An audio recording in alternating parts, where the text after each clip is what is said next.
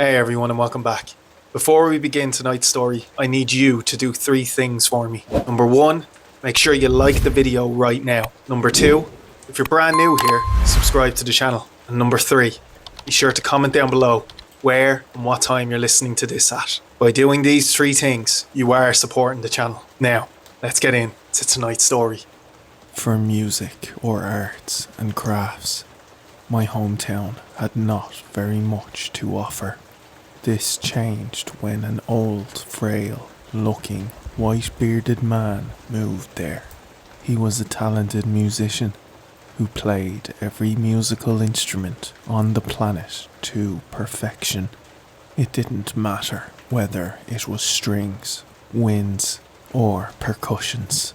If it could produce melodic sounds, chances were he mastered it.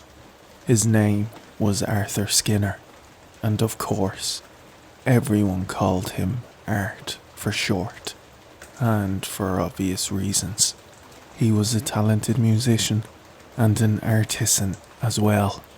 He built his own instruments to play in his own concerts. Of course, he became a local sensation fast. The youth asked him for advice or even lessons on learning how to play various instruments. Art was a lovely man, as gentle and kind as you could imagine. He gave lessons for free and integrated his students into his concerts to when they got good enough. Gifting someone with the ability to make music was his only wish. I too asked him for lessons on various instruments. In my case, it was the obligatory guitar, trumpet, and violin. I gave up on the guitar early on. 7 years later, I gave up on the trumpet as well. That left me with one instrument to put my energy and focus on. This decision proved just right. My abilities in playing the violin multiplied in just a few months, and I got to play concerts with Art. A lot of local and non-local musicians wanted to collaborate with Art, and he always invited them to join him in his concerts. No matter how good they were, Art outshined them all every single time. Not just with his skillful playing, but with his intriguing sounds he coaxed out of his self-built instruments. No matter what instrument you had, whether you played a $7,000 Gibson Les Paul guitar or a $2 million grand piano, you could never match the sounds he was getting out of his instruments. They had a hypnotizing, unique feel to them that lured everyone in, even more than just the beautiful melodies he was performing with them. The music he produced was his own instruments, was outworldly. He could play any of them and put everyone in a trance. There was some kind of atmosphere created when Art played his pieces, an indescribable mix of positive, natural emotions. It was all stirred up by the musical beauty that Art was performing. Imagine what must have gone through the people's minds in the movie Perfume when they smelled the titular perfume of Granoli, just with sound rather than the smell. I don't know how else I could describe that pure emotional and spiritual experience, but this comparison, at least to me, fits. Of course, people discussed whether his secret involved his virtuous play and techniques or his instruments. I have to admit, it was us students most of the time. Many of us got frustrated. No matter how hard we trained or how well we played, we felt like he refused to show us how to reach the next level of mastery of our instruments. Even I, his best violin student, knew he not only held back a personal secret, which I understood, but I believed he held me and the other students back as soon as we reached a critical point in our progression.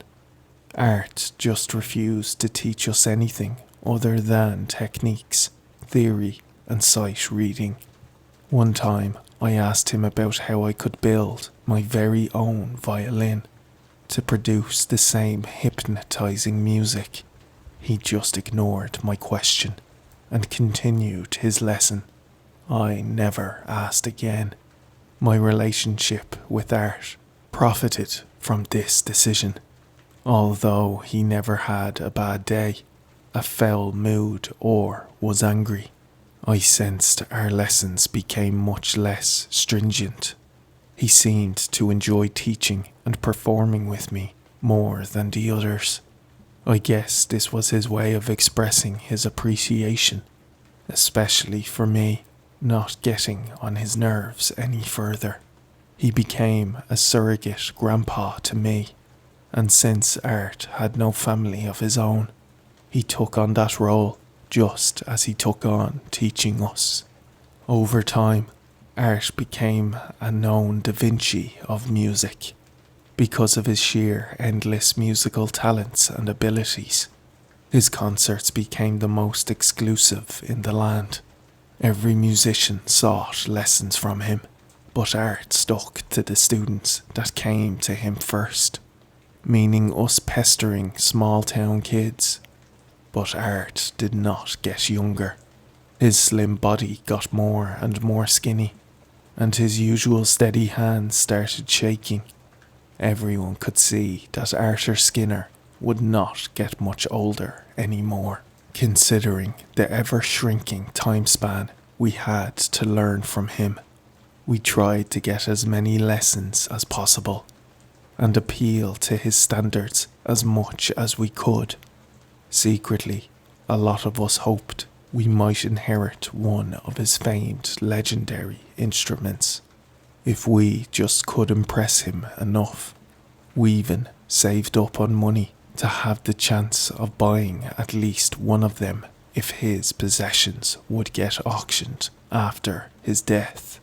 Pretty morbid, I admit, but the way he handled his brief-built instruments and that unique hypnotic sound they produced were more than enough reason for us to obsess over owning at least one of them.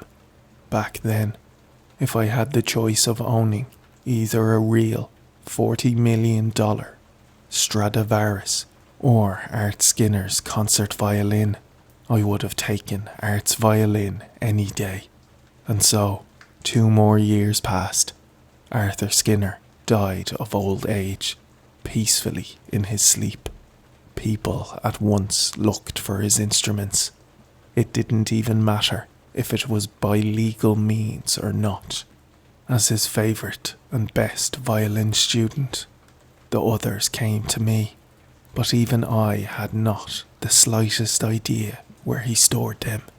I only could assume. I believed, since they were priceless, and he was so protective over them, he would not have risked them being stored somewhere he could not watch over permanently. This sounds like grave robbing or being heartless, ungrateful, and greedy for someone's possessions. I know, believe me, you would understand if you ever heard these instruments in play. People later banked on the belief that his belongings, including the concert instruments, would get sold off soon.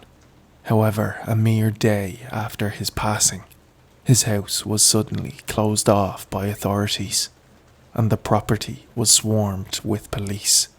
Soon, rumours started, saying someone might have killed Art over his unique instruments, and police forces were now looking for clues as to who it was. After all, the entire town was after them in secret. Everyone blamed each other, and soon no one trusted anybody else in our town, based on mere rumours with no proof. It was weeks until the secret of the police investigation around Art's property got lifted. The investigation report showed that Art, or Art Skinner, was not the old man's actual name. Police found inconsistencies in his birth certificate. It turned out his actual name was Oscar Shearfield, wanted for violations of graves, grave robbing, and discretion of corpses. That meant, of course, that his musical instruments would not be sold off. The lead investigator said that Art's instruments would never be sold, ever. The reason behind this answer shook us to the core. Suddenly, everything clicked in our heads and made sense. Art Skinner was not a name Oscar had chosen by random. He went from being the Da Vinci of music to being the Ed Green of music within seconds. Art built his instruments using human remains. The strings on his violin, harp, piano, basically every string-based instrument of his, used human tendons. The bridges were joint sockets. The bowstrings were a mixture of ulnas and primed human hair woven together. There were saxophone reeds, made of shoulder blades and collarbones, picks made from human bones, drums used human skin and rib cages, mouthpieces for trumpets and trombones were vertebrae carved into shape. Oscar had used nearly every part of a human. He exhumed and robbed for his instruments. He didn't even waste the wood of the coffins, having used it to the shape of violins, cellos, and violas. Art Skinner was a sick man. Still, everyone adored him when he was alive, when he taught us music with his every so sweet grandpa charm, when he played these ghoulish instruments for us, the sounds of which we loved him for so much.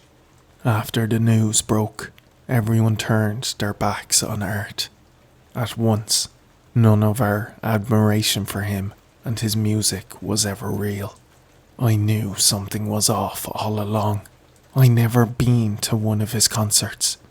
All of it was said in crowds. False pretenses like these became common. I was furious and disappointed to witness people treating Art like this. They knew him for years, and he gave them so much. I too condemned Oscar Shearfield's actions, but that man was a stranger to me.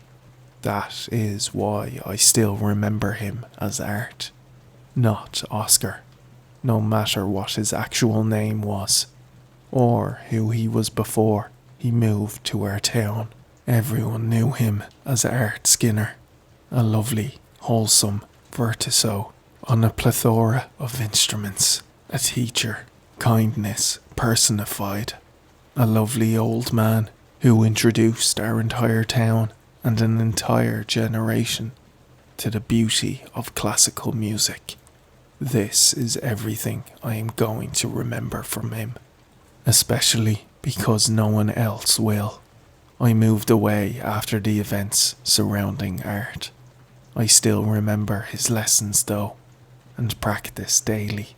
Sometimes I get melancholic when I think about my years with Grandpa Art.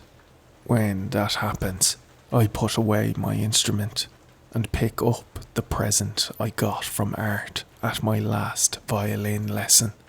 I wrote a piece for my old teacher, surrogate grandpa, and friend that I play with his soft gift only, shedding tears while my bow flies over the strings.